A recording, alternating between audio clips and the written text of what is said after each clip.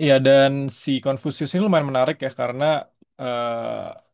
sekarang itu di China sendiri udah ada semacam gerakan Neo-Confucianism, terus udah ada beberapa buku tentang eh, feminism, feminist Confucian feminism atau sekitarnya lah gitu. Karena ya mereka melihat kalau pemikiran si Konfusius ini memiliki keterbukaan akan apa reformasi ya. Keterbukaan reformasi dan karena di teks-teks awal 2500 tahun lalu ini lumayan eh, ada dikotomi antara division of labor antara perempuan dan laki-laki.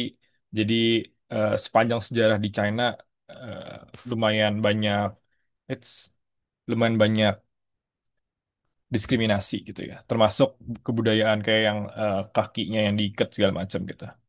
Tapi akhirnya mereka banyak yang reinterpretasi ulang dan itu lumayan eh unik ya, mungkin bisa dilihat.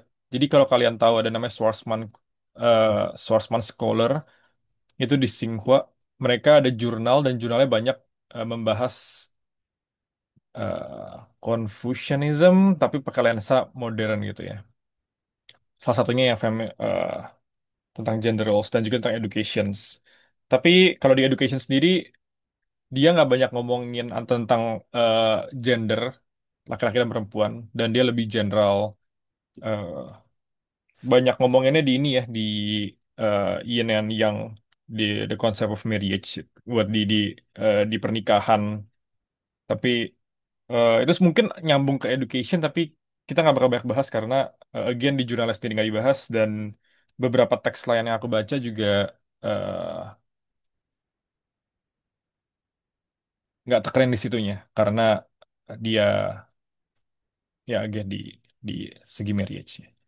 Oke, udah dapat puluhan. Kita bisa mulai aja biar nanti ada waktu buat diskusi juga. Oke. Nanti feel free banget ya ini kalau udah mulai dikit yang datang, nanti mungkin nextnya kita bisa bikin breakout-breakout gitu kali ya biar lebih seru.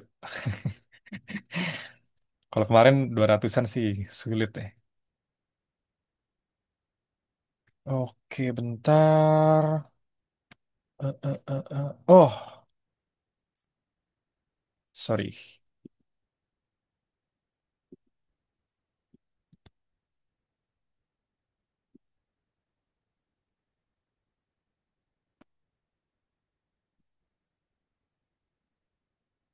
Oke, share screen, share sound. Nanti ada video juga nih. Ada yang menarik nanti. Oke, udah kelihatan ya buat slide-nya. Nggak Eh, boleh, Cok. kenapa? Oh, pencet ya. Oke, sekarang kita akan bahas tentang Confucius dan fokus utamanya di kurikulum dan metodologi pengajaran. Jadi, kalau teman-teman udah baca, dia lumayan tekenin di Six Arts. Dan Six Arts ini akhirnya diturunin lagi nanti sama eh, penerus-penerusnya ya. Dan uniknya, dia bukan hanya tentang pendidikan per se di kelas, tapi juga banyak ngomongin eh, art, physical education, ada equestrian, dan ini nggak bisa dipungkiri kemungkinan besar dia juga dari keluarga noble gitu ya, dan juga dia punya fisik yang tinggi, lumayan besar, that's why dia kemungkinan sangat suka akan olahraga fisik ya seperti equestrian dan archery gitu-gitu. Oke. Oh ya, sebelumnya again kita nggak tolerir pelecehan verbal seksual, hargai pendapat dan jadiin forum ini ruang aman dan inklusif untuk semua orang, termasuk minoritas gender ya. Kita ada di Pride Month, jangan sampai kita mengulang diskriminasi ke orang lain.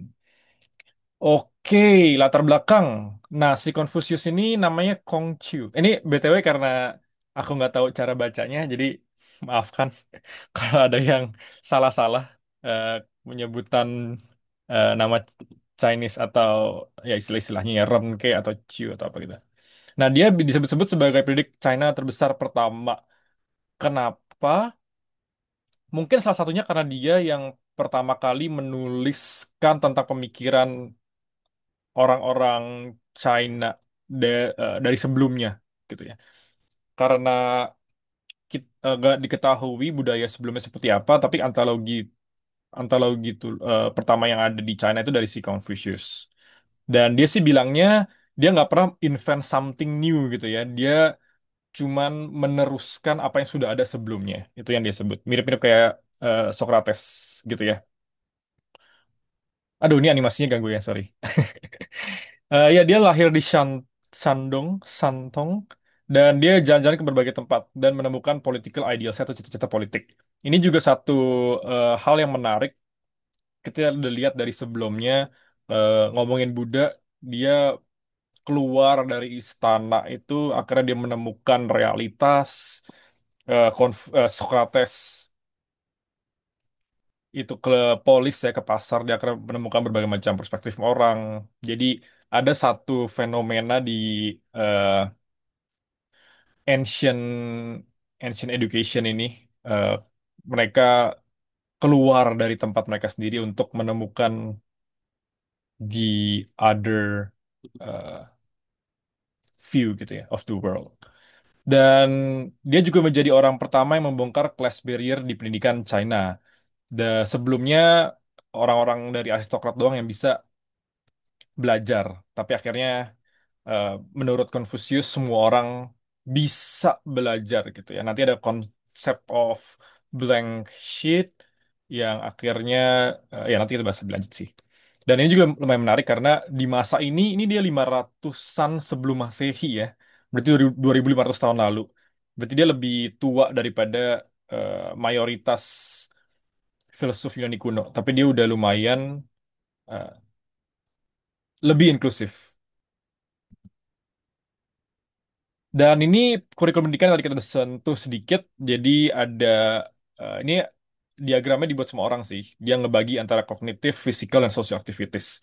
Tapi ini juga based on bukunya si Confucius ya. Ada music, ada archery, ada literacy, ada numeracy, charioteering, ada rights. Dan ini juga yang menurut aku sendiri sampai sekarang orang-orang di China itu tekanin banget ya. Karena di kampusku bukan di kelasku mayoritas itu orang China. Mereka itu semua bisa musik, mereka jago olahraga, dan mereka masih mem- mempercayai ritual ataupun apa ya sebutannya pace gitu. Aku nggak tahu sih pace apa eh, istilah Indonya. Tapi semacam eh, knowledge yang diturunin dari zaman dulu gitu. Jadi mereka belajar sains secara ketat, tapi juga ada tradisi yang mereka masih anut, olahraganya pun jago. Kalau ngelawan badminton atau pingpong, ya kita dianggap lalu aja sih. Oke, sekarang kita masuk ke kurikulum pendidikannya gitu ya. Si Confucius bilang, tujuan pendidikan itu untuk mentransformasi individu agar menjadi manusia yang bajik dan bertalenta. Bajik ini virtuous gitu ya. Dan bertalenta. Kemudian menjadi elit politik dan sosial yang menuntun pemerintahan dan masyarakat menuju negara yang harmonis. Jadi sebenarnya dia banyak ngomongin tentang Ren atau benevolence gitu. Jadi antara Ren atau benevolence dan juga harmoni, social harmony. Itu yang nanti kita akan lihat sepanjang slide atau paper ataupun buku-buku Confucius yang kalian baca itu selalu ditekenin ya sama si Confucius. Dan lumayan menariknya dia juga ada sebut kata eh, bertalenta ini ya. Jadi dia membawa pendidikan dari individu yang outwards, tapi the individu itself. juga ada sebuah continuous learningnya. Dan pendidikan adalah kunci untuk perkembangan sosial menuju realisasi dunia yang ideal. Again, sangat outward looking ya. Oke, nah ini buku pertama yang dibahas ya di jurnal yang kita baca bareng-bareng, The Classic of Poetry. Nah ini aku ada upload juga The She King di Google Drive, kalian bisa lihat banyak. Salah satunya ini ya, poetrinya. Ada yang mau baca gak? Siapa tahu kita, ada yang mau volunteer nih buat ngebacain puisinya. Ada nggak yang mau? Biar nggak suara aku doang nih. Nisrin mau nggak Nisrin? Aduh. Tapi boleh kalau nggak ada yang ini. Monggo. Aduh, oke. Apologies in advance, everyone. The magpie has a nest, the dove yet takes possession. Lo, the young bride departs in many wheeled procession. The magpie has a nest, the dove yet there will quarter. Lo, the young bride departs, and countless cars escort her. The magpie has a nest, the dove will fill it quickly. Lo, the young bride departs with chariots mustered thickly. Oh, thank you Thank you. Nisrin, mantap ya. Eh, dan menurut aku ini lumayan indah gitu ya di Classic of Poetry ini karena dia eh, memiliki semacam eh, circulation daripada teksnya yang menunjukkan the harmony itself gitu menurut aku ya. Tapi nanti kalian bisa baca sendiri sih. Walaupun ini juga terjemahan ya, tapi terjemahannya pun menarik ya karena dia bisa eh,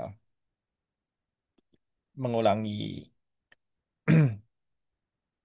Jujur nggak paham sama ancient Chinese poetry. Eh, Walaupun pas aku chat di DeepSeek sih, aku tanya ya terjemahan Inggris ini bener nggak kalau dibandingin sama Chinese-nya. Dia bilang nggak terlalu tepat, tapi kalau dia disuruh terjemahin jadi lebih jelek sih. Jadi ya tetap kalian baca aja. Dan ya Classic of Poetry ini antologi puisi China tertua yang diketahui, terdiri dari 305 puisi. Dan ada lagu juga dari 15 States, puisi mengenai kehidupan sosial dan politik. Dan kalau di paper sih dibilang ini tentang elit, kehidupan para elit gitu ya.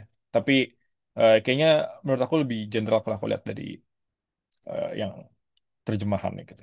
Dan ada lagu memuji pencapaian ancestornya, nenek moyang. Dan ini salah satu quotes dari uh, Analex, puisi dapat membangkitkan emosi, mengobservasi realitas, menyatukan komunitas, dan menyampaikan kritik. Nah, itu menurut aku revolutionary gitu ya. Karena kalau dari Barat sendiri, aku lihat penggunaan estetika dalam education itu baru dimulai zaman-zaman kayak Friedrich Schiller atau ya, mungkin 1800 1800 gitu ya. Aku nggak tahu sebelumnya gimana kalau di eh, Barat. Tapi how Confucius already knows the power of poems dan art dan poetry saat itu untuk membuat sesuatu yang indah tapi juga outward looking. Tuh, menarik ya. Dan ada juga Book of Documents. Itu aku dari Wikipedia ya, gambar tadi. Dan Book of Documents ini fondasi filsafat politik di China hampir 2 milenium. Jadi walaupun banyak derivationnya di Confucianism ini, tapi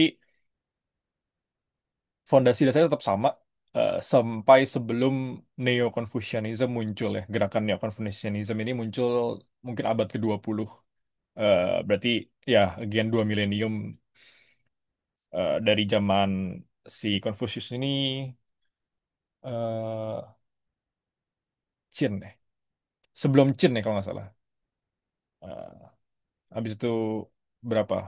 ada 9 dinasti lainnya baru berubah, jadi republik. Dan ini juga berisi fungsi negara dan cara yang tepat untuk memerintah berdasarkan raja-raja sebelumnya, terutama Wen dan Wu. Baca gimana? Kita nggak tahu. Ini juga tadi Books of Documents dan Books of Rights juga ada di Drive kalau kalian mau lihat terjemahannya. Oke, dan Books of Rights ini koleksi tulisan yang mendeskripsikan bentuk sosial, administrasi, dan ritual seremoni dinasti Zhou. Berarti ini dinasti ketiga ya, Xia Shangzhou. Sebelum Qin. Nah, nanti di si Chen Huang ini dia banyak eh, membakar ya teks dari Confucius. Tapi banyak yang berhasil di rekonstruksi. Dan kalau nggak salah cuma ada dua. Oh ya, Spring on Autumn Canals and Books of Changes yang hilang. Padahal sangat vital dalam kurikulum Confucius. Jadi di kebudayaan manapun tetap ada pembakaran buku ya. Tapi kalau nggak salah beberapa teks lainnya tuh sempat ditemuin di rumah either keturunan atau apanya Confucius dan akhirnya lagi collect lagi. Dan Book of Rights ini eh, dia berisi ritual para raja zaman dahulu yang bertujuan untuk mewarisi cara-cara surga dan mengatur perasaan manusia. Jadi mereka yang kehilangan ritual tersebut akan mati dan mereka yang mendapatkan ritual tersebut akan hidup. Jadi again, eh, the ancestral knowledge itu lumayan dijadikan hal yang superior ya dalam pendidikan versi Confucius, terutama di Book of Rights. Dan juga ada Record of Music. Nah ini yang menarik. Jadi di aku ketemu di Taiwan itu ada dua Confucius Temple dan aku nemuin satu yang ada masih menjalankan ritual musik dan tarinya gitu ya. Dan mari kita nonton cuma semenit doang sih.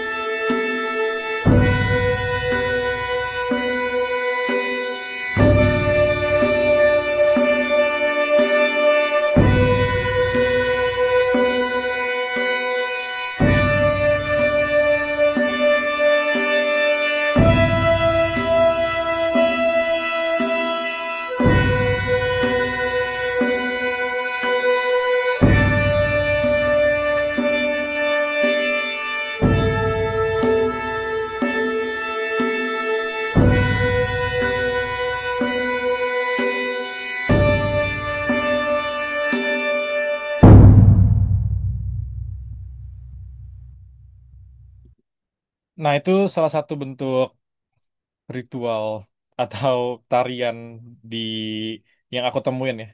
Masih di kuil Confucius. Kong Konghucu, sorry nggak tahu Confucius pokoknya.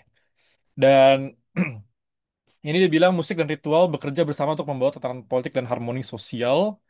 Musik dapat menumbuhkan sentimen, memurnikan jiwa, membentuk karakter bangsawan, dan sebenarnya bukan karakter bangsawan sih, karakter gentleman ya bahasa bahasa Inggrisnya terjemahannya. Tapi aku pengen bawa lebih ke universal karena gentleman apa Chunse, Chunse. Nanti kalian lihat lagi. Eh, Menurut aku lebih lebih ya. neutral gitu ya. Dan mengajarkan manusia untuk lebih lunak, sorry typo, pura hati dan jujur. Dan musik mentransformasi adat dan memperbarui masyarakat. Dan menariknya, penggunaan musik dalam pendidikan itu juga dipakai saat ini di Educate sama Black Educators. Jadi di kontemporer di pendidikan kontemporer itu ada hip hop pedagogi. Jadi bagaimana menggunakan musik hip hop di Black communities untuk ngajar untuk mengajarkan kebudayaan juga tentang struggle yang dihadapi oleh Black community dan how to transform it. Nah, itu dipakai di Black communities, pakai namanya culturally relevant pedagogy. Dan akhirnya sekarang baru dikembangin lagi jadi culturally sustaining pedagogy. Kenapa? Karena culturally relevan itu cuma menggunakan hip hop sebagai tools, tapi mereka tidak membuat siswa sadar kalau di hip hop pun masih banyak sexism, misogynism, dan segala macamnya. Dan culture sustaining adalah how to make the hip hop itself better gitu ya. Bukan hanya mengakulturasi pendidikan ya, di pendidikan tapi juga how to uh, transform the music itself. Ini tuh menarik ya. Ini 2500 tahun lalu udah dipakai uh, juga musik sebagai sarana individu untuk menumbuhkan jiwa ini ya. Dan akhirnya menuju again social harmony. Itu yang diulang terus sama Confucius. Nah, apa ekspektasi untuk students? Dibilangnya adalah untuk menjadi anggota masyarakat yang berkualitas dalam hal moral dan mempelajari pengetahuan budaya untuk meningkatkan diri. Ini lumayan general menurut aku untuk aspek pelajar. Dan kita akan masuk ke metodologi pengajaran yang terakhir. eh Materi terakhir, sorry. Ada dua, pengajaran heuristik dan personalizations. Pertama itu pengajaran heuristik, dia menghargai interaksi dengan murid-muridnya. Ini juga kita bisa lihat relevansinya dengan pendidikan di Yunani kuno ya, terutama post-Socrates. Dan dia juga sangat menyoroti setiap usaha muridnya. Kalau bentuk yang dipakai oleh orang-orang Yunani kuno itu bentuknya dialog dan mempertanyakan, si Confucius itu lebih ke arah guidance gitu ya. Setiap orang punya punya eh, experience dan kedepannya harus unik juga untuk guidance-nya.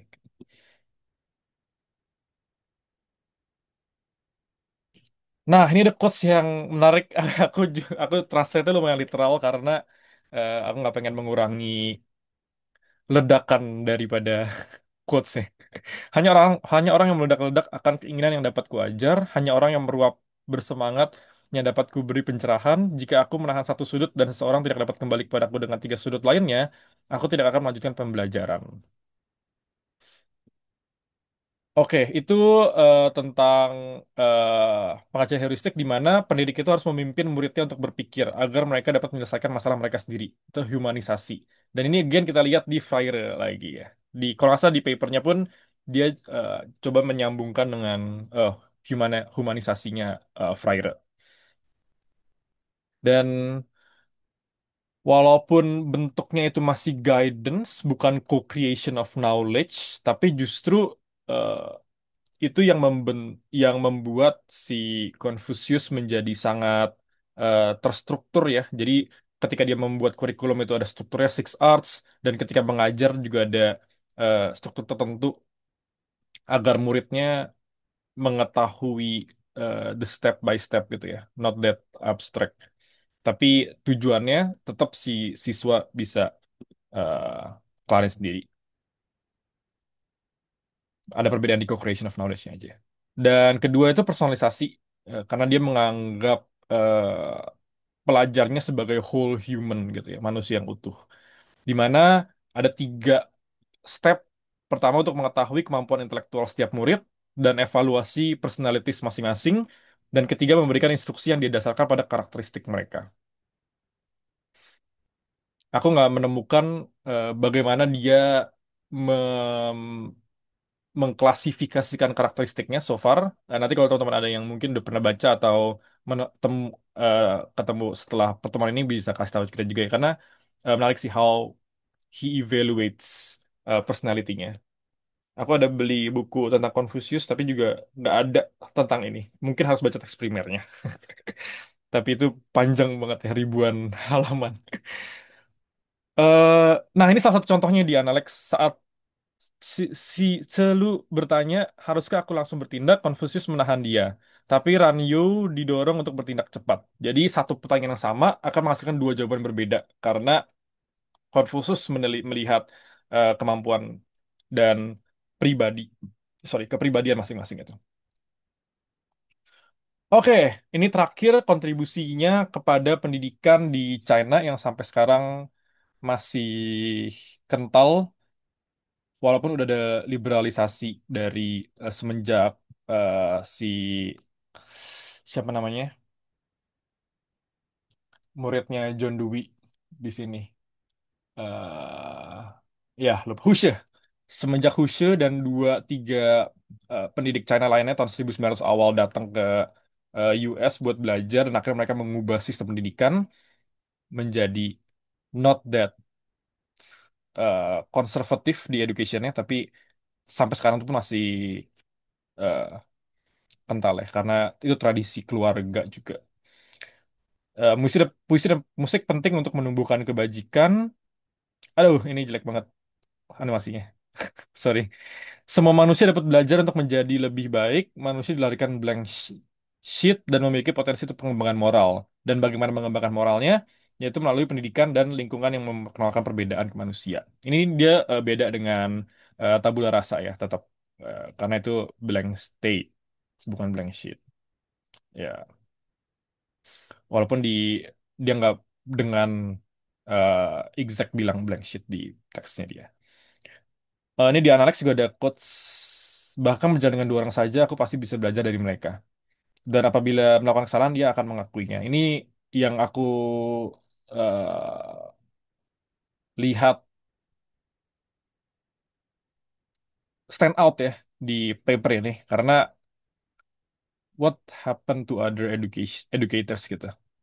Aku nggak melihat educators lain ditulis secara jelas kalau eh, dia melakukan kesalahan dia akan mengakuinya gitu. Itu nggak ditulis dengan jelas gitu ya. Tapi kalau di Confucius akhirnya ada beberapa teks lain yang aku baca. Ini jadi salah satu hal yang di emphasize juga dari Confucius. Oke, nah itu tentang Confucius secara eh, sederhana ya dari paper dan beberapa teks lain. Dan pertanyaan diskusinya mungkin lebih lebih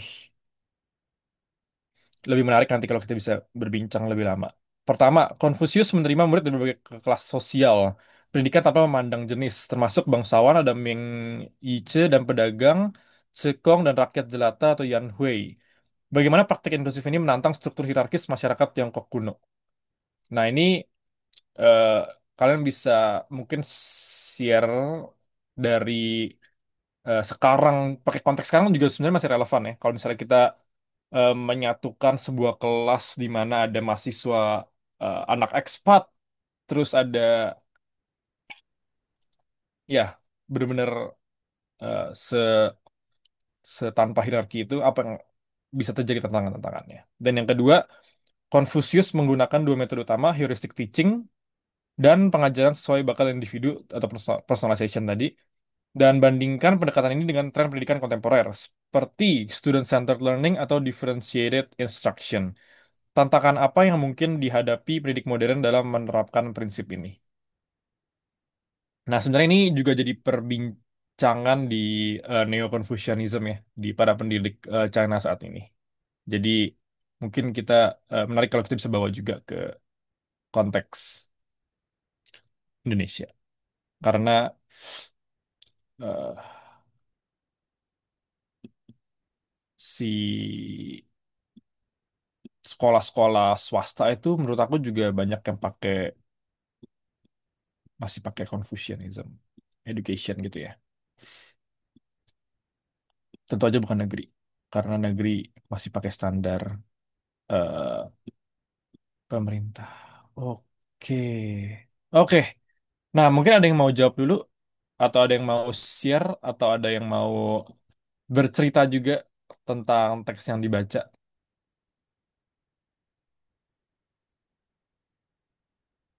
Ada, ya. Ini yang buku yang aku baca ya, Confucian Thought ini dari Tu Wei Ming. Ini sebenarnya dia kayak buku Thich Nhat Hanh pas ngomongin Buddha ya, tapi ini versi ngomongin Confucius.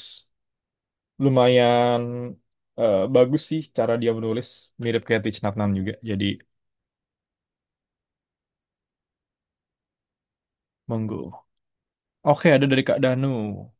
Kalau di pembahasan analek yang dulu aku baca, kata rights itu hanya mencakup ritual dalam arti upacara, tapi juga mencakup tindakan kebiasaan hidup yang baik di masa pendahulu mereka. Yes, bisa ya. eh Ya, rights ini aku terjemahin ke ritual karena nggak menemukan padanan kata di bahasa Indonesia yang lebih eh tepat aja sih. That's why masih pakai Book of Rights gitu ya. Kalau pertanyaan balikan, apakah boleh ya, Kak?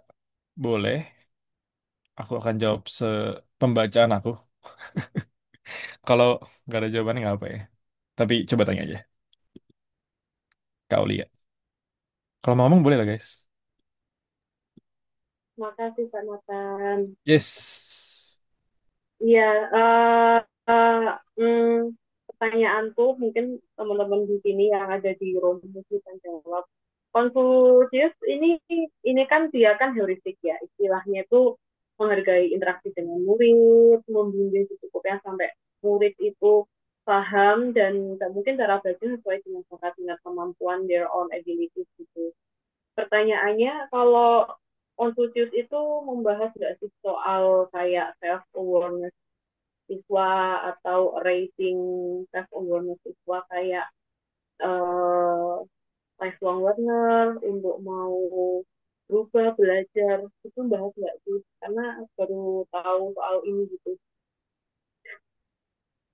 Apakah Kak Nathan paham maksud pertanyaanku? Yang awal kedengeran tapi yang taker-taker agak mendem suaranya, Kak. Coba bahasa ulang lagi, Kak. Aku. Oke oke sorry sorry. Ya intinya apakah Confucius itu juga ada mempelajari soal raising oh sorry sorry bentar soal raising self awareness ke siswa. Halo, apakah Yap, masuk ya yap. suaranya? Ini masuk. Oke. Jadi ini kan heuristik teacher kan tidak membimbing sampai murid sungguh ingin tahu. Nah, apakah Confucius ini juga bahas bagaimana cara raising self awareness siswa-siswanya gitu loh. Kan dia kan handbook yang aku baca kan dia hanya break the barrier intinya dari kasta bangsa kasta tinggi itu equal pendidikannya. Tapi apakah cara self raisingnya itu apakah dibahas juga ya? Karena kan tadi kan juga bahas kalau siapa namanya Confucius hanya akan mengajari, correct me if I'm wrong, hanya akan mengajari pada orang yang sungguh-sungguh ingin tahu Hmm. raising awareness-nya apakah ada dibahas juga ya? Gitu pertanyaan. Mungkin ada yang saya Kak Nathan, teman lain yang mau jawab. Terima kasih. Itu pertanyaanku. Maaf dia bulat. Aman, thank you. Pertanyaannya, Kak. Kalau dari paper sih emang nggak ada ya. Kalau dari buku coba aku cek. Mungkin kalau teman-teman yang pernah baca juga bisa bantu menjawab.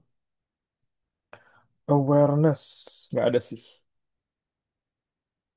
Karena mungkin juga satu hal yang menurutku selalu ditekanin adalah uh, continuous ini ya, learningnya. Tapi again, buat bikin orang tambah aware, dia harus punya semacam kemauannya itu. Tapi ya, not sure about the self-awareness. Nanti kita cari ya. Kita akan bahas lagi di grup kalau udah ketemu jawabannya. Yes, Kak Sharon. Halo, suaraku aman ya? Yes, aman. Aku juga ada pertanyaan balik sih. Jadi kayak yang tapi juga nyambung sama pertanyaan diskusi pertama. Konfusius menerima murid dari berbagai kelas sosial. Itu kan menarik ya. Yep. Konfusius membuka akses pendidikan bagi segala kelas sosial, namun justru isi dari pendidikan itu melatih mereka untuk menerima tatanan feodal. Hmm. Maksudnya iya kan dari 2000 selama 2 milenium lagi dari kalau nggak salah sebentar aku cek dari Han which is 206 BCE yang itu ada di under Emperor Wu. Confucianism becomes state ideology to stabilize the empire after the chaos of the Qin, dan itu bertahan hingga Qing Manchu 1644 sampai 1911 gitu. Itu kan berarti lama banget ya. Hmm. Jadi Hmm. yang aku pertanyakan, kalau misalnya eh, kenyataannya seperti itu, apakah mungkin bahwa model pendidikannya alih-alih membebaskan rakyat sebenarnya berfungsi sebagai bentuk awal indoktrinasi ideologis? Jika demikian, bagaimana kita bisa membedakan antara pendidikan yang membentuk tatanan moral dan pendidikan yang justru mempertahankan sistem yang menindas? Itu pertanyaan yang pertama. Yang kedua, struktur feodal eh, Cina yang kaku berdasarkan hierarki Konfusius ini dan konservatisme birokrasi dan stagnasi ekonomi membuat mereka tidak siap menghadapi kekuatan industri barat yang agresif. Hal ini menjadikan feodal Cina sangat rentan terhadap penetrasi imperialisme yang bisa kita tahu dengan Opium War itu ya. Hmm. Terutama ketika dikombinasikan dengan krisis internal dan perlawanan elit terhadap reformasi. Itu gimana? Thank you. Oke, ya ini menarik banget ya pertanyaannya. Kalau dari aku lihat sendiri sih sebenarnya eh, kita bisa lihat mungkin dari kacamata eh, kekaisaran ya, karena eh, struktur politik di China ini agak unik sendiri sih. Karena yang benar-benar menyatukan China sebagai China di masa sekarang itu eh, lumayan lumayan berbeda sama zaman masa Konfusius. Jadi kita aku nggak tahu bagaimana setiap tempat itu eh, me- membawa Konfusianisme dalam pendidikan mereka, karena ya si kekerasan demi kekerasan ini kan juga punya kepentingan yang eh, masing-masing ya. Tapi kalau dilihat dari segi eh, feudalism, not sure. Boleh nih teman-teman kalau ada yang mau menjawab juga. Ya, dan China itu kapan ya pertama kali eh, aku sambil cari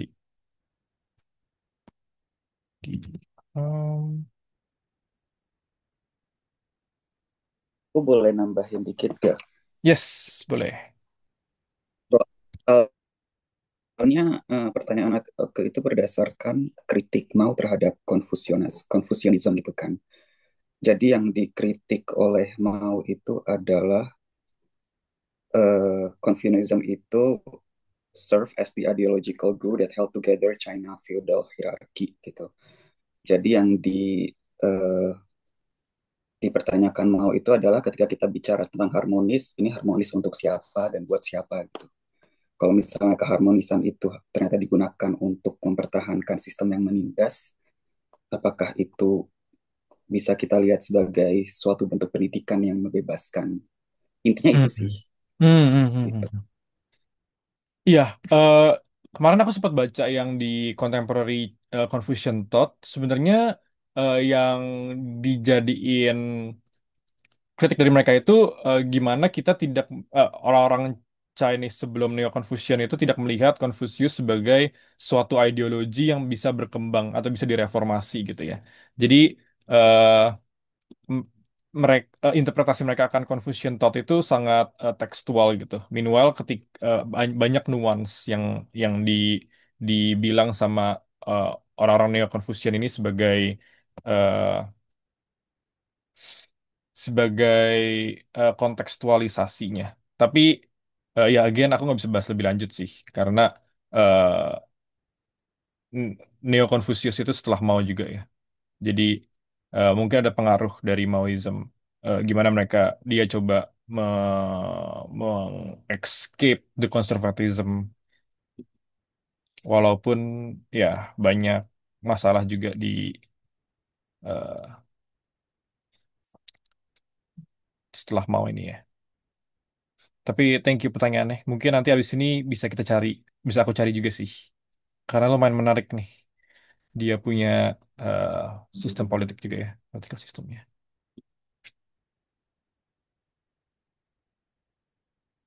Menarik. Oh, bentar, kayak ada chat dulu. Menarik ya, Konfusius melihat ekosistem pembelajaran yang heterogen dengan beliau menerima murid dari latar belakang ASIAS yang beragam. Yang pasti saat itu bertentangan dengan konteks masyarakat saat itu. Penasaran apa Konfusius melihat bagaimana pengaruhnya heterogenes ini dengan konteks masyarakat nyata yang memang beragam. Sehingga lembaga pendidikan sebagai cermin masyarakat memang perlu heterogen juga. Melihat sekarang sekolah-sekolah di Indonesia dibagi ke sekolah umum, sekolah rakyat, dan sekolah unggulan. Jadi sedikit tergelitik dengan Konfusius yang menerima murid beragam. Out of, lo- out of topic, but ngomongin hierarki perbedaan dalam pendidikan, aku juga ingat sama salah satu statement Chomsky yang menyentil bahwa di India ternyata yang sebenarnya ada kasta, ada sistem pendidikan yang membebaskan, yaitu pendidikan di Kerala. Padahal India sangat sangat menjunjung tinggi nilai kasta, tapi di Kerala hal itu tidak begitu dilihat dan perempuan bebas mendapatkan pendidikan. Yes. Oke, sebelum lanjut ke chat, kita ke keadaan dulu. Ya, halo Kak, dengar nggak? Yes, yes, kedengeran. Oke, ini aku sebenarnya bingung mau nyampaikan yang mana dulu. Oke, mungkin ke yang poin kedua dulu ya, tentang pembelajaran yang tadi kan sudah disinggung yang student centered, kemudian yang ada differentiated approach in learning dan sebagainya. Nah, sebenarnya yang kayak student centered, differentiated learning itu memang baru apa ya, kayak baru rame di Indonesia itu terutama yang student centered itu mungkin kalau yang aku lihat itu setelah kalau nggak KTSP ya kurikulum 2013 itu ya baru mulai menekankan pada student centered dan kalau yang diferensiasi itu baru-baru diramaikan itu kemarin ketika di kurikulum Merdeka. Nah, dan di sini kalau kita lihat di eh, metodenya Confucius itu kan kesannya kayak keren gitu ya. Kok bisa dia memfasilitasi tiap individu dengan arahan yang berbeda dan seterusnya. Nah, namun di sini muncul pertanyaan sebenarnya Kak di aku Kak. Yang ini sempat diskusi juga sih dulu di awal-awal di WA juga di grup WA Logos. Cuma aku bawa lagi ke sini. Pertama, satu kelas itu Confucius ngajar berapa murid? Itu yang pertama. Yang kedua, waktunya itu seperti apa?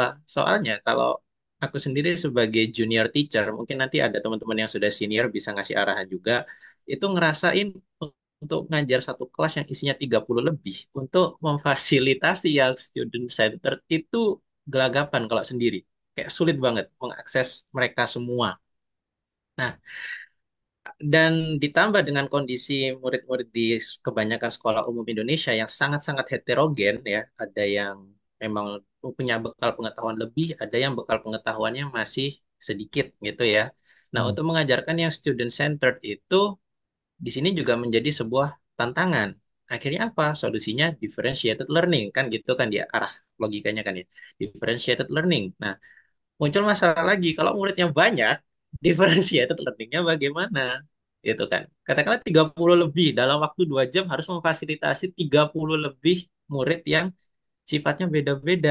Kalau dikelompokkan berdasarkan kemampuan juga kan nggak mungkin. Nanti kalau anak-anak sekarang mungkin bilangnya, "Oh, Pak, di situ isinya anak-anak pinter semua kok. Kita isinya anak-anak kayak kayak begini lah. Itu juga Hmm. sebuah tantangan gitu loh bagi seorang guru.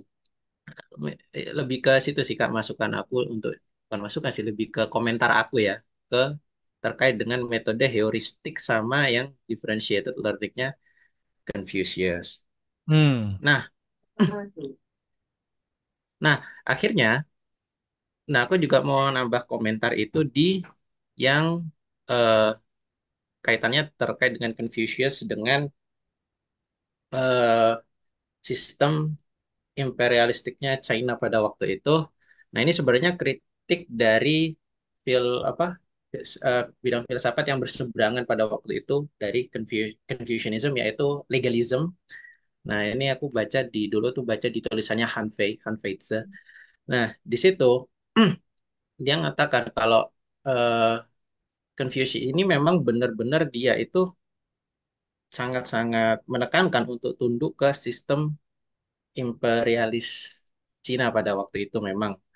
Karena yang dia agung-agungkan pada waktu itu adalah ya seperti filial piety, kemudian misalkan kayak ketundukan istri terhadap suami. Istri harus benar-benar tunduk 100% sama suami. Kemudian anak harus benar-benar tunduk sama orang tua. Kemudian rakyat harus benar-benar tunduk sama pemerintah daerah. Pemerintah daerah harus benar-benar tunduk sama pusat seperti itu. Mungkin yang terkesan dikritik oleh Harvey tidak terlalu yang tidak membebaskan di situ adalah di bagian sininya untuk Confucius gitu. Dan dia Hanfei itu menganggap kalau Confucius ini terlalu naif dan apa ya inefektif untuk maintaining order pada waktu itu. Karena dia menganggap eh, karena beda dengan Confucius yang menganggap kayak the nature of humans are good, Hanfei ini menganggap kayak the nature of human is self-interested gitu loh Hmm. and Hmm. cannot be reliably governed by virtue alone. Akhirnya kritik dia tuh yang di situ. Nah, itu aja sih Kak mungkin tambahan aku. Yep. Thank you, eh, Kak Danu. Dan yang aku baca, si Confucius ini sebenarnya yang dia sebut jadi disciples dia itu 70-an orang gitu ya. Either 72 atau 77. Tapi itu fokus ke orang-orang yang udah mastering the six arts gitu. Tapi mungkin kalau orang-orang yang di luar itu, yang belum mastering mungkin nggak tahu ya, ratusan atau ribuan mungkin ya. eh dan ya kita nggak ada teks jelas 70-an orang ini di saat yang bersamaan atau dalam periode waktu berapa lama ketika si Confucius jadi gurunya sih. Dan ya itu yang sepengetahuan aku nanti juga bisa dicari lagi kita bareng-bareng. Dan yang kedua eh sebenarnya yang menarik dari si tadi sebut yin yang itu ya. Jadi again dari eh, contemporary approach itu sebenarnya eh, konsep yin and yang itu pada dasarnya di Analek itu si perempuan dan laki-laki dalam kehidupan marriage itu punya kepenuhan tersendiri. Jadi dia lebih ke division of labor dibandingkan dengan superioritas atau inferioritas daripada laki-laki atau perempuannya itu dalam marriage gitu. Nah, tapi again ini interpretasi eh, kontemporer ya, karena mereka menganggap si hierarki superior inferior dalam gender itu bukan pada filosofinya si Confucius per se, tapi ke eh, interpretasi turun-temurun masyarakat yang dijadikan kebudayaan gitu ya.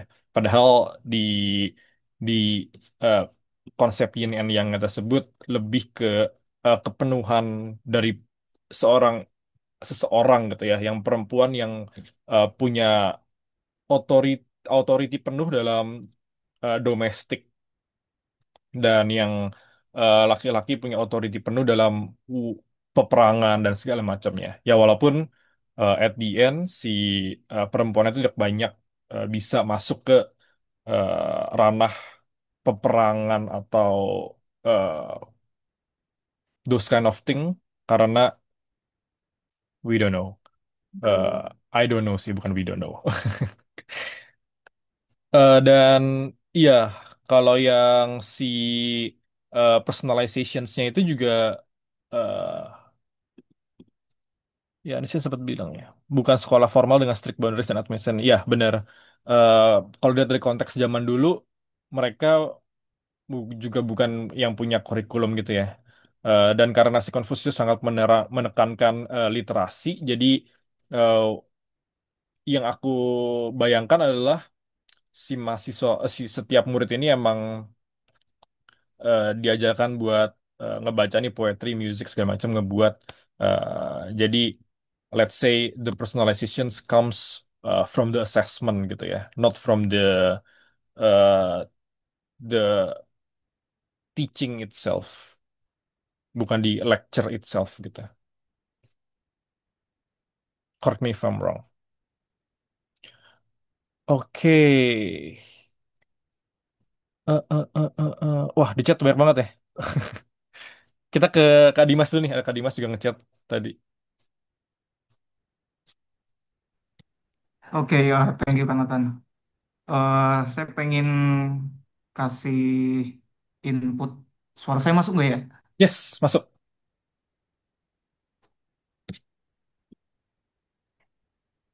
Sekarang nggak masuk. Tadi masuk.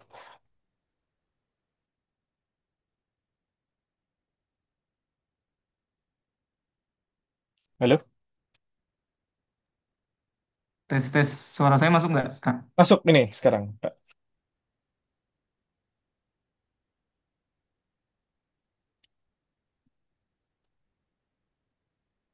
Halo? Halo, halo, suaranya masuk ya? Masuk, masuk. Mau. Oh, masuk. Oke, oke. Eh, saya ingin kasih input yang terkait tantangan pendidik modern ya. Tadi Hmm. mungkin udah sekilas dibahas sama Kak Danu gitu. Nah, mungkin diskursus terkait pendidikan ala Confucius ya atau pemikiran Timur ini belum jadi salah satu alternatif perbincangan para pendidik atau kita yang bergerak di bidang pendidikan ya. Jadi kiblat kiblat kita ya masih ya bisa dibilang Barat, tapi kalau dibilang Barat juga masih setengah hati gitu ya. Jadi kayak student center atau pembelajaran berdiferensiasi gitu atau ini saya yang kalau ngikutin seminar-seminar pengawas sekolah itu mereka menekankan tentang C6, C5 di taksonomi Bloom itu aja waktu kita ketemu di sesi pertama itu ternyata complicated ya untuk memahami Bloom itu. Apakah dia prasyarat menuju dari C1 itu prasyarat menuju C6 atau seperti apa? Ternyata ternyata sedalam itu gitu loh. Jadi Hmm. eh, diskursus pendidikan dalam pemikiran Timur ini belum jadi sesuatu yang menarik gitu ya. Hmm. Meskipun kemudian di kurikulum Merdeka itu pemerintah berusaha ya, saya ngomongin sekolah formal aja.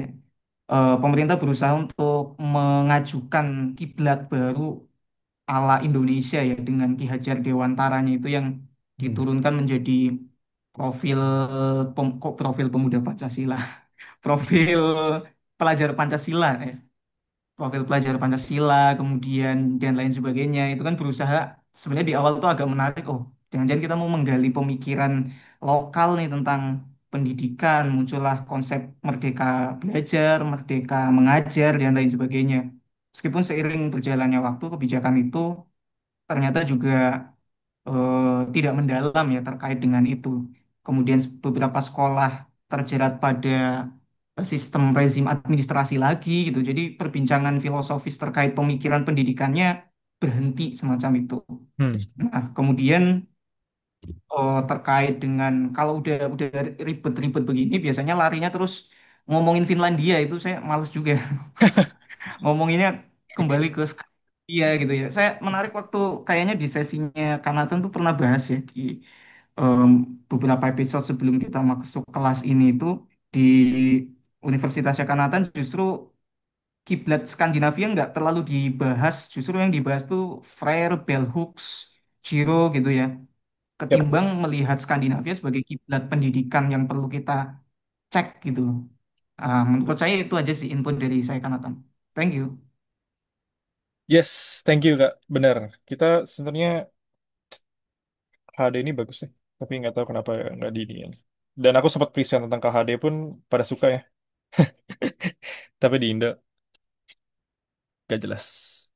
Dan iya, nggak bisa sih kalau tadi ngomongin Finlandia dikit, susah karena Finlandia itu bukan tidak punya sejarah kolonialisme yang sampai saat ini terjadi. Mereka juga nggak banyak kebudayaan berbeda di Finlandia, nggak sebanyak kayak di Indonesia, di US. Jadi that's why penggunaan Finlandia itu more problematic dan more insightful menurutku dan menurut dosen-dosenku. Ini gara-gara pemangku kebijakan Indo nggak mensintesis makna dan definisi pendidikan di Finlandia saat ini. Bahasa singkatnya Asbun. Ya, dia lihat kacamata kuda ya. Bisa lewat ranking-ranking yang rankingnya pun problematik. PISA itu hampir nggak pernah dipakai atau even nggak pernah dipakai semenjak setahunan di sini. BTW tadi aku ngelihat aku lagi lihat indeks dari buku-buku eh, tentang politik Chinese gitu ya. Dan yang menarik sih sebenarnya eh, gimana superior inferioritas dari gender segala macam dan imperialisme dan semacamnya itu sebenarnya muncul bukan dari eh, Confucius ya, tapi dari puluhan ratusan scholar lain. Dan ini yang mungkin nanti kita bisa cari juga ya, apakah bentuk eh, subversifnya itu dari interpretasi orang-orang akan Confucius, bukan dari Confuciusnya sendiri. Karena ya gini aku lihat dari Neo-Confucian ini mereka menekankan interpretasi yang salah dari orang-orang pembaca Confucius. That's why banyak problem-problem yang muncul di politik China post Confucian dan sebelum eh, Mao ya. Dan itu terjadi juga sampai sekarang sih karena Mao itu kan punya kampanye Woman Hold Up Half the Sky walaupun pada kenyataannya perempuan saat ini di China masih nggak punya kesetaraan dan power di banyak tempat ya. Itu buat ngejawab, buat mungkin jadi bahan pemikiran apakah Konfusius menjadi dalang dari hierarki yang ada di China sebelum Republik ini ya. Karena ya referensi akan Konfusius sedikit pas ngomongin politik sih soalnya. Lebih banyak ke scholar-scholar setelahnya dari buku-buku yang aku lihat. Kak Mahdi, monggo.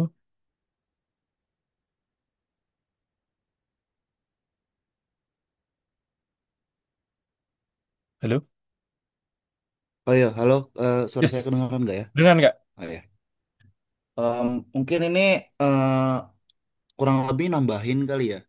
Nah, Hmm. menurutku itu sendiri tantangan apa yang menjadi terutama di Indonesia itu karena eh, kebanyakan pemerintah itu ini dari sudut pandangku sebagai ini sih Kak, mungkin mahasiswa HI Kak.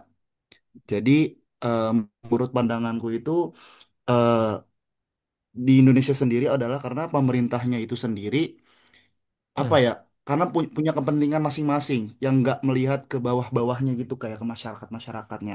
Hmm. Sementara yang kita tahu negara tetangga kita negara Singapura dan Vietnam itu mereka melihat masyarakat ke bawahnya. Jadi mereka bisa menetapkan suatu kebijakan tentang pendidikan yang harus mereka ambil, poros pendidikan Hmm. apa yang harus mereka ambil.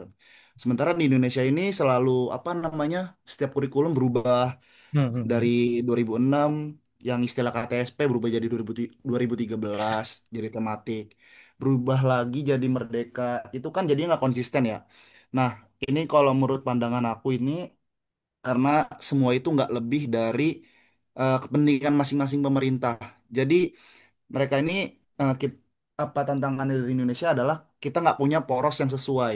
Yang kenapa nggak kita buat yang benar-benar cocok dengan gaya negara kita sendiri yang istilahnya lebih kental dengan budaya, mungkin cerita klasik dan sejenisnya. Kenapa nggak mungkin dibuat yang versi kita sendiri. Karena kita tuh terlalu apa ya, eh melihat keluar tanpa kita melihat keadaan negara yang ada di dalam kita sendiri. Jadi mungkin tantangan yang menurut aku itu adalah kita tuh terlalu apa ya, mementingkan kelompok-kelompok kecil kita sih Kak. Jadi itu tantangan utama dan mungkin akan sulit untuk diselesaikan. Kasih. Yes, ya itu yang ya problem paling gedenya ya. Karena susah juga ketika kita ngelihat pendidikan dari segi lokal ya. Karena local knowledge sendiri udah dioccupy sama eh, entah pembelajaran apa itu semenjak yang udah dihilangkan dan banyak yang ditutupin ya. Dan mungkin kalau kita kembali ke eh, pendidikan yang very specific to local knowledge itu juga jadi again menantang status quo or even Pancasila ya. Karena dari sila pertama kepercayaan adat itu tidak sesuai dengan keturunan yang Maha Esa dan ya sila pertama sih yang paling challenging kalau kita mau balik ke norma atau bukan norma ya ke customs ya dari eh, indigenous. Tapi that's why KHD itu penting. Agen KHD lagi ya. Karena KHD sangat menekankan this eh, adat ya, culture, customs. Tapi ya, kalau yang aku baca pada waktu itu Chen Shuang lebih suka approach dari legalismenya Han Feize, yang mana pemikirannya mayoritas berseberangan dengan Confucius untuk mengurangi kritik dan lain-lain. Akhirnya bakal yes. Ini aku lagi baca tentang buku revolusi China ini lebih banyak ngomongin si ini ya, si Han Feize dari salah satu yang bikin hmm. Tapi walaupun di sini juga dibilang sih, aku baru baca juga di Analek sempat disebut ini terjemahannya only women and inferior men are difficult to teach. Tapi kalau dilihat dari teks aslinya, kayaknya nggak se simplified itu sih. Tapi again, banyak yang bisa kita ulik lagi nih di Confucius. Karena ya aku juga sangat termakan dengan filsafat barat ya dulu ya. Jadi nggak banyak baca filsafat timur. Kasiran silakan. Aku jadi kepikiran gini sih, Nat, apakah mungkin soalnya kan ngeri ya kalau misalnya kita lihat masa sih ideologi Konfusius jadi alasan subjugasi rakyat Hmm, hmm, Cina feodal selama 1000 tahun gitu. hmm. Eh, soal aku ngeliat kayak paralelnya orang Eropa menjajah seluruh dunia itu kan, oh kita tuh berhak menjajah seluruh dunia karena kita enlighten gitu. Kita menggunakan filosofi Immanuel Kant, kita normatif enlightenment itu memberikan hak kita untuk menjajah seluruh dunia gitu kan. Tapi Hmm, kalau hmm. misalnya kita engage dengan primary text-nya Immanuel Kant tentang enlightenment, nggak ada tuh disebut Yap. tentang penjajahan. Jadi menurut aku apakah jadi mungkin kayak ntar bisa kayak bisa diselidiki lebih lanjut gitu loh. Apakah 2000 tahun subjugasi orang Cina dengan penindasan feodal yang sangat keji itu benar-benar dari primary text-nya Hmm. Confucius atau itu udah ada Yap. intervensi dari sistem feodalisme yang menindas itu sendiri gitu loh. Hmm, hmm, hmm. Itu aja sih Nat yang aku penasaran. Thank you. Yes, thank you Kak Sharon. Iya itu penting banget ya karena kalau kita baca primary text itu banyak yang ternyata berubah ya dari teks aslinya. Dan ini juga jadi salah satu kritik di buku ini ya, Yu Hui, The Question of Concerning Technology in China. Aku pernah share ke dulu. Dia ngejawab kalau kita ngomongin China itu pertama interpretasinya udah terlalu jauh dari teks aslinya dan biasanya scholar-scholarnya pun dari turunannya yang mungkin berseberangan juga politika sama Confucius dan kedua translasi filsafat China dalam bahasa Inggris itu kebanyakan ngaco ya kalau kata si Yu Hui. Even Heidegger itu sempat bikin buku-buku tentang komparasi eh, tekne dari Barat dan Timur, bahas Analeks juga banyak, dan terjemahan itu salah menurut Xiu Kuei. That's why konsepsi kita sekarang akan Confucius dari segi orang non-Chinese dan even orang Chinese sendiri itu udah jauh berbeda daripada apa yang si Confucius itu omongin. Ya, itu menarik sih. Iya, dan mungkin kita harus lebih banyak eh, melihat kembali ya si Confucius ini. Karena again yang tadi aku bilang salah satu yang bikin Confucius menganggap perempuan itu sangat perempuan itu inferior itu dari si Analek ini ya, karena dia sempat bilang only women and inferior men are difficult to teach, padahal di teks aslinya itu penjelasannya jauh lebih panjang ya. Yang ya nanti kita coba lihat DeepSeek lah ya, DeepSeek. Karena DeepSeek katanya translasinya bagus kalau teks-teks primer China dibandingin eh ChatGPT segala macam, karena itu translasinya dari translasi orang, bukan langsung dari bahasa China ya gitu. Tapi kita dekolonisasi sedikit tak pakai DeepSeek ya nanti. Coba lihat. Ya, ke alam.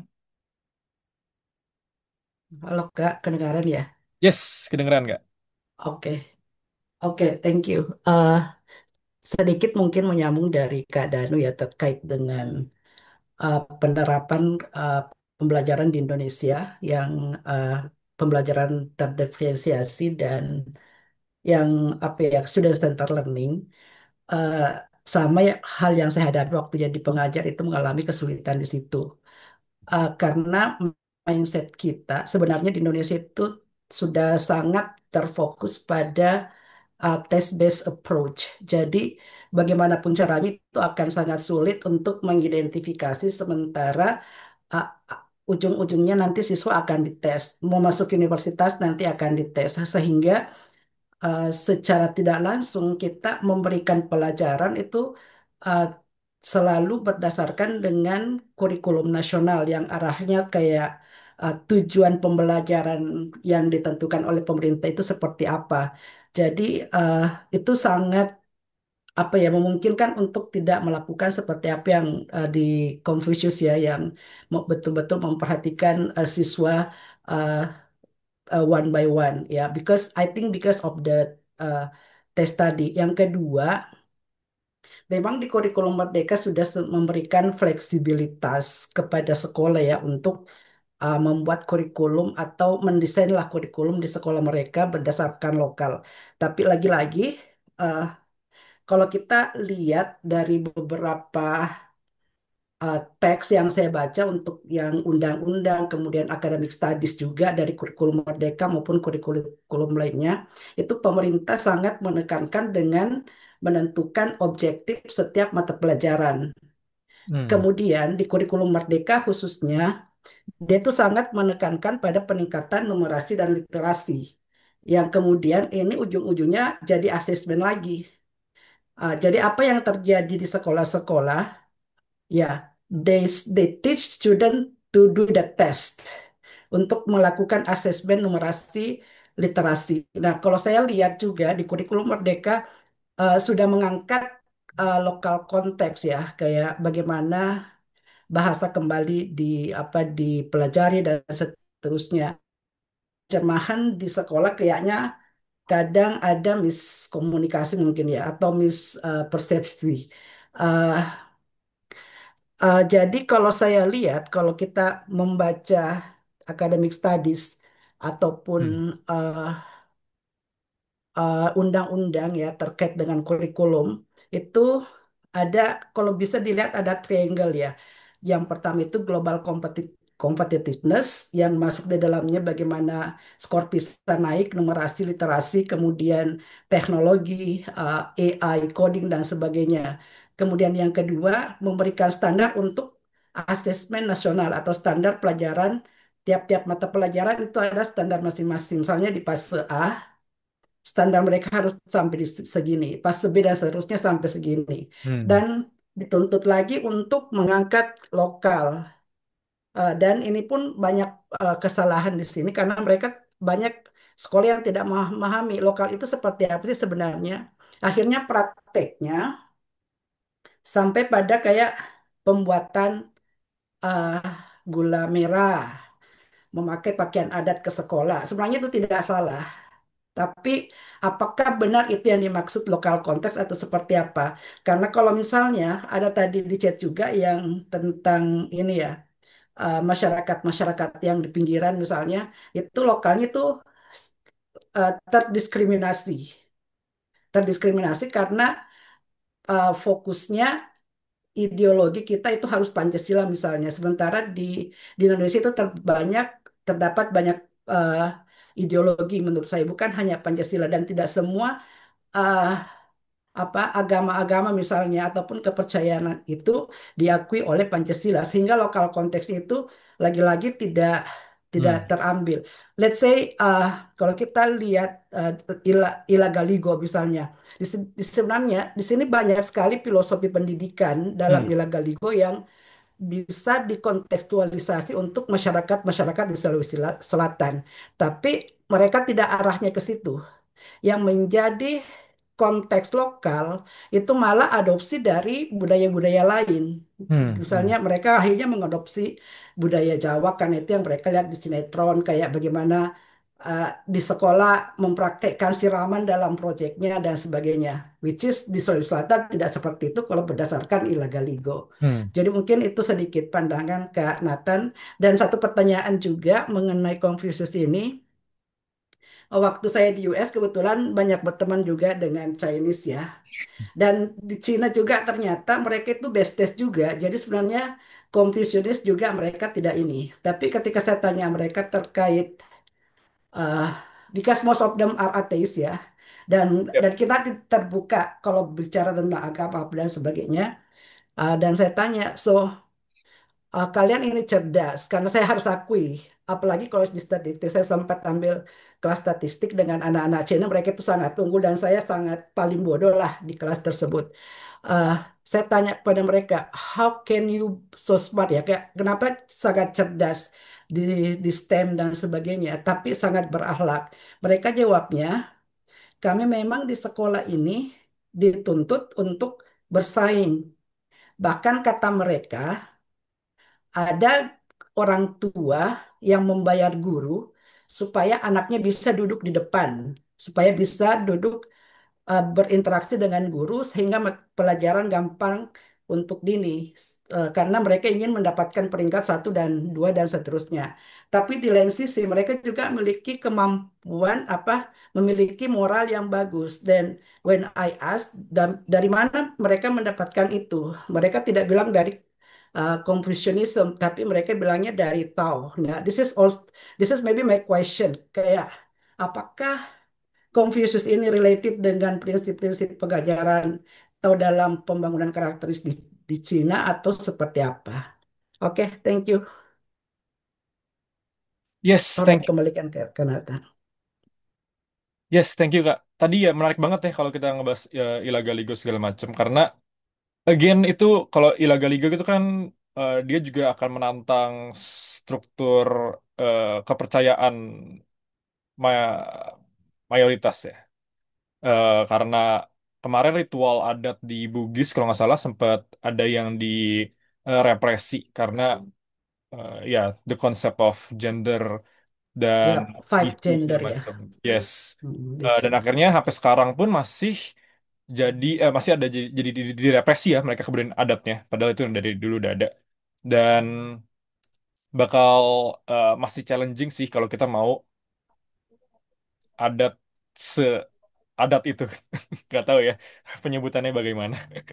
Dan juga, sorry, aku jadi kepikiran sih. Sebenarnya kita bisa banget kayak meng-sustain kalau lihat di Confucius yang musik dan poetik segala macam ya. Kita sebenarnya juga ada kayak wayang gitu ya. Di mana pendidikan lewat art dan social transformation dan segala macam juga diceritakan lewat eh wayang yang gini ya. Tapi itu yang juga sebenarnya sekarang mulai hilang karena I don't know pembatasan pendidikan jadi di kelas doang mungkin ya. Dan iya, yang menarik sebenarnya salah satu kritik pendidikan di China sekarang sih setelah zaman Hushe ini lebih ke pembelajaran yang sangat keras ini ya. Mereka diajarin, mereka dari kecil harus belajar musik, matematika segala macam sekeras mungkin, compete. Jadi eh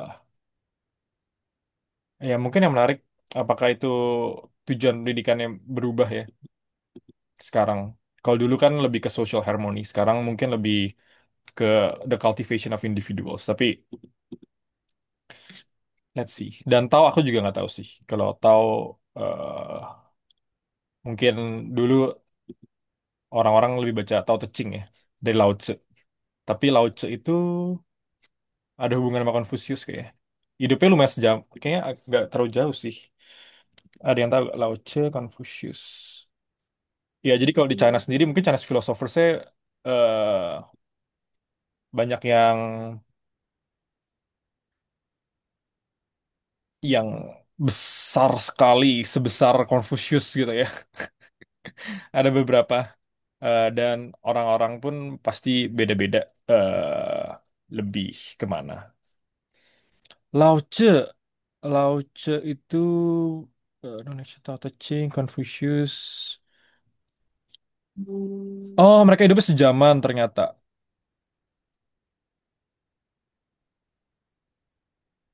Oke, dan mereka banyak yang berbeda juga sih. Ya, thank you udah mention Taoism ya, karena ya Tao Te Ching itu mungkin salah satu yang sangat populer sampai sekarang, tapi dia School of Thought juga beda eh, sama Confucius. Dan itu sih yang menarik ya, karena di China ini banyak banget ya tokoh-tokoh yang besar. Kalau lihat indeks dari eh, buku-buku Chinese pun semuanya aku nggak tahu sih, hampir semuanya. Dan that's why kayaknya kita perlu lihat Chinese thoughts yang banyak juga ya buat ngelihat mereka punya perkembangan politik, pendidikan, sosial. Kak Mia, silakan. Ya, selamat malam. Malam Kak Nathan dan Malam, Kak. teman-teman. Saya profesinya psikolog pendidikan. Dan tadi karena ngomongin Lao Tzu juga saya tadi sempat browsing juga apakah Lao Tzu dan Confucius sejaman. Karena saya teringat ini kutipan yang mengatakan kalau muridnya siap, gurunya ada. Pernah dengar nggak ya teman-teman? Nah ini kan seperti yang tadi sebutkan heuristiknya Confucius juga ya, bahwa pembelajaran terjadi ketika kita sungguh-sungguh siap untuk belajar. Nah, ternyata mereka memang sejaman. Lalu juga tadi disebutkan ada em, wayang atau misalnya kita harus lihat ke local wisdom dan pembelajaran lokal. Saya teringat beberapa minggu lalu saya ke Perpustakaan Nasional. Hmm. Di lantai 9 itu ada koleksi naskah Nusantara. Nah, ternyata kita punya banyak banget naskah-naskah yang saya nggak baca isinya sih, tapi saya hanya baca yang dipajang dan cukup banyak yang isinya adalah tentang laku hidup gitu ya. Jadi kayak Hmm. em, cara lebih banyaknya sih memang cara hidup pasangan suami istri atau berkeluarga atau tentang sopan santun. Jadi artinya kalau saya dapat menangkap insight-nya, sebenarnya mungkin pembelajaran pertama-tama pada masa itu, ya memang kita nggak ngomongin sains gitu ya, fisika dan sebagainya, tapi pertama-tama harus laku hidup dulu sih. Hmm. Bagaimana kita beretika, bagaimana kita bisa bermasyarakat, dan itu sumbernya banyak banget. Cuma penasaran karena banyak nggak sih yang sudah membaca itu atau banyak masyarakat yang udah tahu itu belum ya? Ada sumber-sumber em, dari bangsa sendiri gitu, dari Hmm. Hmm. mungkin jauh sebelum masa-masa kerajaan begitu. Jadi kayaknya kalau mau dicari, ya itu seperti juga Confucius sudah menuliskan, ya leluhur kita juga banyak sih yang menuliskan itu. Nah, lalu mau mengomentari tentang diferensiasi learning. Berhubung saya juga di psikologi pendidikan gitu ya. Jadi, em, kalau bicara diferensiasi learning, sebetulnya benar yang disebutkan Kak Danu, mulai kita mulai aware itu di kurikulum Merdeka ya, Hmm. karena em, rasanya itu juga berangkat dari kebutuhan di masyarakat di sekolah. Kita jangan bicara untuk anak-anak yang kemampuannya rata-rata, tapi kita mesti lihat kurva normal yang ada kutub kiri dan kanan. Hmm. Ada anak-anak yang sangat cerdas dan anak-anak yang punya kesulitan belajar, Hmm. yang lambat belajar. Nah, Oke. justru diferensiasi diferensiasi pembelajaran itu sangat bisa diterapkan untuk itu, Hmm. Hmm. bahwa bisa menjangkau anak-anak siswa-siswa yang kesulitan, em, supaya target itu bisa menyesuaikan sesuai kesiapan belajar. Nah, Hmm. maka di sini memang penting banget taksonomi Bloom sih. Betul tadi Kak Mahdia yang bilang susah untuk dipahami tingkatannya. Saya juga coba mempelajari waktu saya nyusun modul. Ternyata memang untuk taksonomi Bloom itu kita nggak bisa cuma lihat kognitif, tapi di setiap ranah itu ada tingkatannya. Kognitif ada sendiri, di afektif itu ada sendiri. Jadi sasarannya adalah dari kita menolak suatu gagasan sampai kita mau menerima itu, gitu. Terus di psikomotor adalah dari yang nggak bisa, skill, sampai terampil. Nah, nah, ini nih yang rasanya menurut saya juga mungkin nggak banyak pendidik menguasai. Karena waktu saya observasi guru di beberapa sekolah juga, kayaknya ini lag-nya di sini deh. Karena em, ada kayak ada missing link antara yang mau diajarkan dan tidak melihat kemampuan siswanya di mana. Jadinya ketika guru udah ngasih konsep abstrak, padahal muridnya masih butuh dituntun how to. Nah, Hmm. disinilah masuk si konsep zone proximal development, bahwa untuk anak bisa, peserta didik bisa menguasai sesuatu, dia perlu tahu tahap-tahapnya. Dimulai dengan dicontohkan, kemudian dia belajar sendiri sampai dia dilepas. Nah, kalau ini jembatannya itu nggak dipegang oleh guru, itulah yang mungkin terjadi menjadi pembelajaran nggak efektif atau Hmm. siswanya juga nggak termotivasi. Nah, di sini jadi kayak ada rantai yang putus begitu ya. Jadi taksonomi itu memang penting sekali dikuasai untuk tahu jenjang-jenjangnya. Bahkan saya pernah sama rekan saya coba analisis, ini kita waktu S1 gitu ya, atau S2, ini udah sampai tahap mana ya? Jangan, tapi ternyata kayak baru sampai tahap 2 gitu. Belum sampai tahap yang berkreasi bahkan. Jadi Hmm. masih sebatas memahami, dengan wujudnya adalah bisa menyebutkan begitu. Nah, jadi ini perlu dikritisi juga sih kalau memang di sini banyak pendidik dan kita juga, dan bagusnya memang kalau tadi dibilang kita nggak punya arah pendidikan, ya mungkin karena masih mencari tahu ya, masih menggali. Tapi justru yang Logos adakan ini jadi bagus banget karena jadi memperkaya Kasana sehingga kita bisa melihat berbagai referensi dan menarik sebenarnya apa yang relevan buat kita. Jadi kira-kira itu yang saya sampaikan. Terima kasih ya. Wah, thank you banget Kak Mia. Iya, tadi ngomongin ZPD juga keinget. Ya bener sih, Vygotsky itu salah satu core educators yang bisa ngebuat uh, this differentiated learning more bisa lebih dilihat ya, terutama buat student with disabilities gitu. Dan penerapan hama Universal Design of Guideline. Nah, aduh aku sebenarnya nggak sabar banget sih kalau mau masuk kontemporer ini buat ke inclusive education nih. Tapi tenang, kita pelan-pelan. Wah, Nisrin langsung ngechat DM nih. Vygotsky for the win. Dan eh, iya, BTW, tadi aku tiba-tiba langsung kepikiran gitu sih. Karena apa si pendidik-pendidik China atau Timur ini sangat sulit ya referensinya. Jadi tadi aku lihat yang bikin jurnal ini siapa sih? Apa yang bikin paper tentang Confucius ini? Ternyata namanya Xiao Liling dan Xu Kuang Wang dari North Carolina ya. Dan pas aku cek profilnya, ternyata dia bener-bener fokus di art and education gitu sih ya. Dan fokusnya di Confucius dan aku lihat coursesnya Chinese History, Chinese Poetry, Chinese Prose, Chinese Music gitu-gitu. Kayaknya bisa sih kapan-kapan kita suruh orang yang nulis papernya yang presentasi ya. Walaupun lebih nggak inklusif ya karena bahasa Inggris. Tapi mungkin banyak pertanyaan yang bisa dijawab tuh.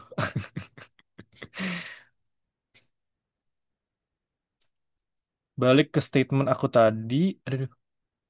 Untuk memfasilitasi 30 lebih siswa di kelas agar differentiated itu aku masih bingung caranya. Kebutuhan individu itu sebanyak itu sulit untuk aku penuhi di kelas. Kalau dibagi kelompok dengan kemampuan ABC, para siswa akan protes. Pak, di situ kelompoknya kok anaknya pintar-pintar. Aku nggak permasalahan diferensiasi ini bagus atau enggak, cuman penerapannya gimana itu yang aku masih bingung. Iya, kalau dari kelas aku sendiri, biasa yang benar-benar very engaging itu antara 7 sampai 10 orang ya. Dan mostly kelas di aku yang nggak core-core sih 7 sampai 10 orang doang sih. Mentok-mentok 15 lah ya. Jadi benar-benar deket, very specific, dan itu yang menarik ya. Sesimpel assessment itu kita dibuat berbeda-beda gitu. Bukan beda-beda sih, ada pilihan. Nah, itu yang mungkin bisa jadi contohnya. Kalau di UDL itu differentiated-nya itu biasanya ada satu materi, nanti diskusinya beda-beda, disuruh pilih sendiri, assessment-nya beda-beda, disuruh pilih sendiri, tapi bukan per orang, tapi per assessment gitu ya. Mungkin itu kalau 30 orang lebih memungkinkan, nggak tahu sih. Karena kalau kelasku yang 30 orang sih biasanya statistik ya, yang tidak bisa didifferentiated itu, yang sangat tidak inklusif dan sangat boring. Tapi nggak, tetap butuh statistik. Yes, yes, menarik, menarik. Kalau 7 sampai 10 orang bakal seru observe perkembangan anak-anaknya. Ya, bener banget. Dan internalizing knowledge pas di kelas kecil itu gila banget sih.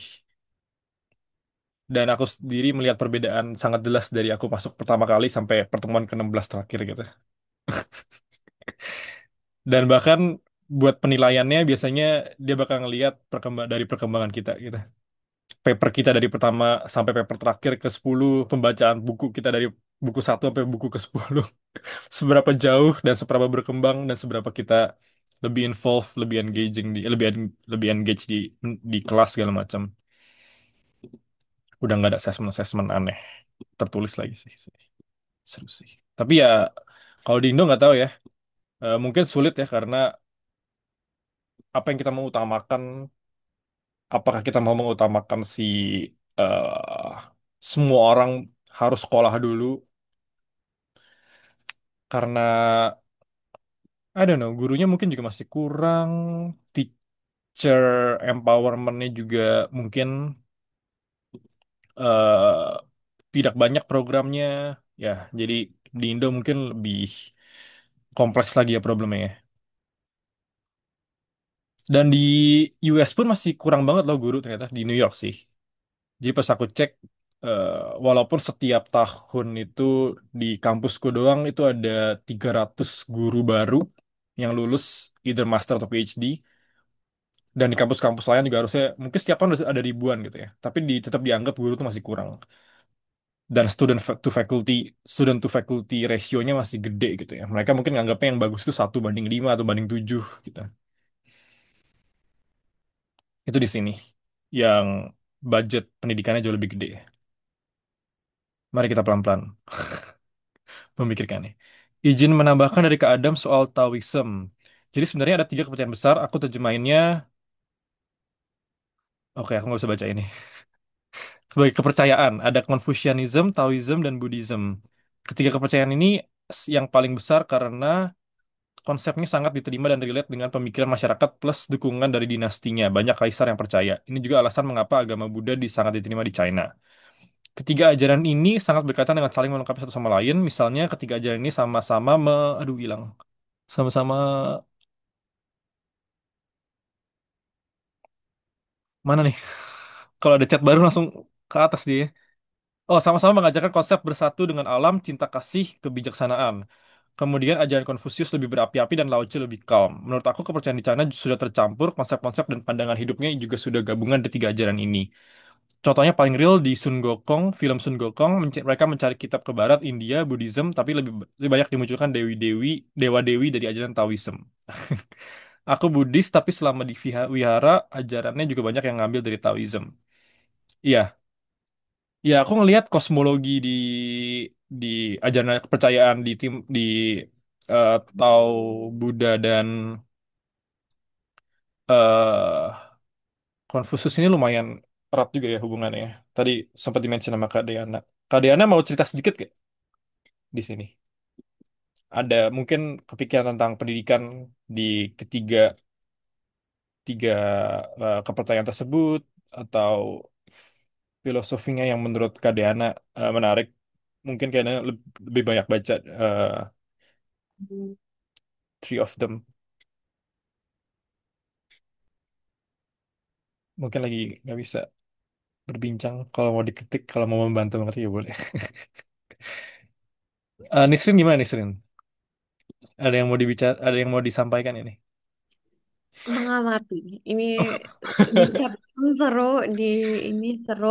Kayaknya sebenarnya banyak catatan buat ke depannya juga. Kayak yang yep. paling bikin aku seneng dari minggu-minggu pertama ini, meskipun kita semua kayak pengen banget udah diskusiin yang kontemporer gitu kan, pengen Iya. banget langsung nyambungin, tapi ada bagusnya juga kita sabar kayak koleksiin dulu koneksi-koneksinya ke depan kayak tadi Vygotsky. Terus sebenarnya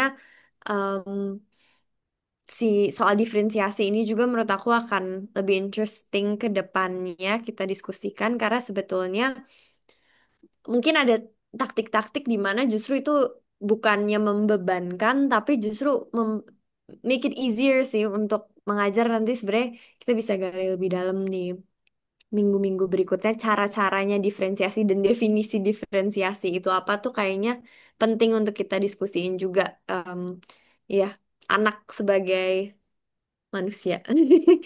Banyak yang seru kayaknya nanti em, ke depannya. Terima kasih semuanya. Yes, mantap. Tapi sayangnya aku baru lihat Lao Tzu ini nggak masuk di handbook ya. Cuma ada Buddha sama Confucius. Iya, iya benar. Tapi, Sebenarnya iya cukup meskipun cukup diverse yang masuk tapi tetap aja banyak yang di miss deh kayaknya. Kita yes. nanti sebenarnya nanti sama Nathan we're also working on rearranging sebenarnya modul-modulnya kalau ada yang Hmm. bisa digabung atau yang bisa kita tambahkan sebenarnya itu juga akan kita lakukan ke depannya. Jadi kalau kakak-kakak ada mungkin ada yang kayak super curious tapi nggak masuk mungkin kita bisa gabungkan dengan um, orang lain gitu di handbooknya, thinker lain di handbooknya. Yes, dan mungkin nanti abis yang cohort ini selesai, cohort ke depan kita bisa ajak teman-teman semua yang udah ikut juga buat jadi ngelit discussion juga kali ini ya. Seru. Betul banget. Iya, ini Kita akan ini marathon ya. marathon Satu dong. setengah tahun. Nanti. Insya Allah, insya Allah. Iya, dan kayak seru banget sih. Aku bener-bener belajar banyak banget sih. Baru 4 pertemuan doang padahal ya. Eh Iya, bener-bener, wah kalau udah 150 lebih gimana ya? makanya ini kerasa banget sih nambah ilmunya juga bukan cuman dari bacaannya tapi dari insight teman-teman semua di setiap sesinya. Terima kasih banyak. Yes, thank you banget loh teman-teman semua. Ada lagi nih yang chat nih. Waduh, kebanyakan chatnya sih. Kesejahteraan guru masih jadi isu sentral di Indonesia. Guru belum dianggap profesi. Karena ada konsep bersyukur walau banyak hidup guru di Indonesia masih kekurangan. Guru belum bisa membebaskan dirinya dari segi tekanan ekonomi dan sosial. Mau dibilang ini analisis umum banget, tapi kenyataan memang begitu Indonesia. Yes, that's right. eh Ya, aku hanya bisa bilang yes, betul. Tapi nggak boleh kata sedih. Tapi ya, mari kita. Kak, apakah nanti rekamannya Zoom-nya dibagikan? Yes, nanti semuanya selalu aku upload di Drive. Sama kalau Meet, termasuk teks primer, nanti aku coba cari kayak Aristotle segala macam, semua teks primernya aku downloadin, aku upload ke Drive juga. Jadi hopefully Iya, satu Drive ini bisa lengkap dan rekamannya juga ada di YouTube sih. iya untuk Cicero atau Kikero aku sampai sekarang masih belum clear nanti juga aku bakal masukin teks primernya ke Yes. Drive. Jadi insya Allah lengkap dan aku yang paling bikin aku seneng tuh kalau lihat kembali notes-notes aku dari sebelum-sebelumnya dan very grateful nanti ada archive-nya juga kayaknya untuk kita lihat look back gitu ya diskusi-diskusinya. Sayang Yes, chatnya betul. kayaknya belum bisa masuk. Apa nanti mungkin kalau ada ini banyak insight juga dari chat-chatnya. Sebenarnya kan ada file em, nya juga. Jadi mungkin itu juga bisa kita jadi catatan. Yes, betul ya. Oh, ada nih catatnya ternyata. Nice. Oke. Tapi nanti kita coba tanya ya. Ini namanya lengkap banget nih soalnya. Iya ya, kayaknya harus kita hapus namanya atau Iya, apa.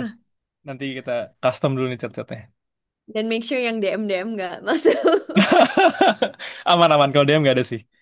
Iya, oke oke. Oke, mantap. Seru sih. Ini kita 1,5 jam kayaknya udah lumayan banyak. Cukup Oh, ya.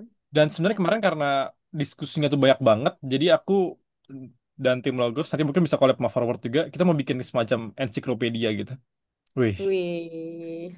karena iya setelah kelar kelas tuh selalu banyak pertanyaan dan akhirnya aku cari lagi kan ya. Dan akhirnya aku Ya, coba rangkum-rangkum dan hopefully nanti ensiklopedianya bisa kita bikin bareng-bareng ya.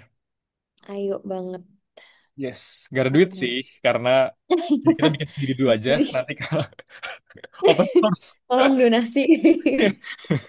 nggak ada, Donasi. nggak bisa bayar orang ya. Tapi nggak apa sih, kayak gini seru juga. Jadi based on passion aja ya, yang buat belajar, bukan buat demi duit. Jadi hasilnya pun seru. Oke, mungkin udah nggak ada pertanyaan lagi, tapi tenang aja. Nanti teman-teman bisa ya kita ramaikan chat lagi. Banyak pertanyaan juga tentang Confucius. Dan minggu depan kita akan bahas siapa nih? Kita cek. Pertama ada Hipparchia. Dia filosofer sinik gitu ya, dan dia perempuan. Jadi pertemuan pertama kita yang membahas pendidik perempuan. Dan yang kedua ada Horace, Quintus Horatius Flaccus. Nah ini sendiri aku nggak tahu apapun nih. Kalau nggak salah dia dari zaman Augustan di Roman Empire, tapi not many. Bukan sih, bukan not many lagi sih. Sama sekali aku belum pernah baca. Jadi looking forward banget sama teman-teman kita belajar Hipparchy dan Horace minggu depan. Dan yes, feel free buat eh, discuss apapun di grup. Kita akan belajar banyak lagi. Malam, apakah bisa memberikan analisis or review dari buku saya? Oh, boleh boleh Pak Wahyu, nanti chat-chat aja ya. Oke. Em, ya nanti kalau teman-teman ada yang mau baca tentang China, aku sebenarnya ada beberapa buku yang aku lagi mau baca gitu sih ya. Semenjak melihat Confucius dan bagaimana China sekarang berkembang pesat banget. Jadi aku pengen belajar. Kok bisa ya mereka kayak gini sekarang? Pertamanya itu aku dapat rekomendasi ini Confucian Thought dari Tu Weiming. Ini dari teman-teman yang lagi master atau PhD filosofi di Columbia. Biasa saran mereka sih super duper bagus ya. Jadi aku beli aja. Nah mungkin kalau ada yang tentang gender, ada Chinese Woman in Century of Revolution dari Ono Kazuko. Ini aku lihat dia banyak bahas tentang scholar-scholar, philosopher, educators China juga. Sama ini Gender Politics and Modern China. Tani Eberlo. Kalau ekonomi, ya banyak ya. Ada Mengai, Chinese Questions. Ini lumayan populer bukunya.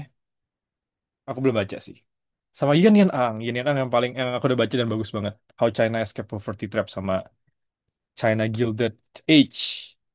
Ternyata aku banyak juga ya buat buku-buku tentang Aku jadi kepo banget itu di belakang kamera ini kok komputernya ada berapa buku kayak gini.